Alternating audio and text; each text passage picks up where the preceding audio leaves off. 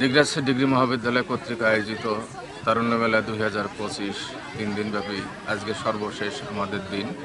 এটা মূলত তরুণদের উৎসাহিত করার জন্য দিগরাজ ডিগ্রি মহাবিদ্যালয়ে অধ্যয়নরত সকল শিক্ষার্থীদের স্বতঃস্ফূর্ত শিক্ষক কর্মচারী গভর্নমেন্ট সহ সুধীজনের উপস্থিতিতে এই তারুণ্য মেলাটা প্রথম দিন, দ্বিতীয় দিন আমাদের শেষ হয়েছে। আজকে সর্বশেষ দিন এবং সমাপনের দিন।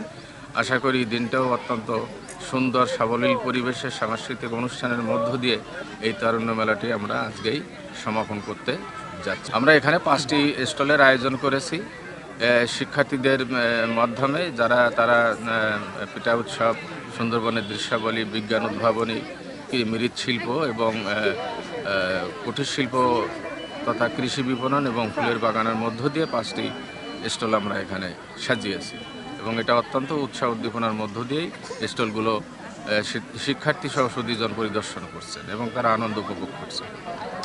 মৃৎশিল্পের বিভিন্ন উপস্থাপনা করা হয়েছে, তারপর সুন্দরবনের প্রদর্শনী দেওয়া হয়েছে। এখানে সব ধরনের সুন্দরবনে যেসব গাছ আছে তারাই সব কিছুই কোথায় থেকে ম্যানেজ করে এখানে উপস্থাপন করছে। এছাড়া বিজ্ঞানের বিভিন্ন প্রজেক্টও উদ্ভাবন করছে, প্রজেক্টের কাজও করছে।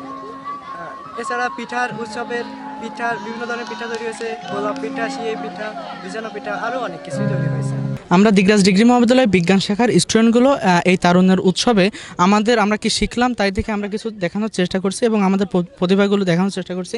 আমরা এখানে বিভিন্ন ধরনের প্রজেক্ট বানিয়েছি, যেমন আছে ইলেকট্রিক ঘন্টা, তারপর আছে ভরবেগের সংরক্ষণশীলতা সহ। এটা আছে আমার একটা ওয়াটার ট্যাঙ্কের মতো, যেখানে ফিল্টারের মতো, যেখানে জল রাখলে অটোমেটিকলি জল পড়বে, আবার গ্লাস নিলে অটোমেটিকলি জল পড়া বন্ধ হয়ে যাবে।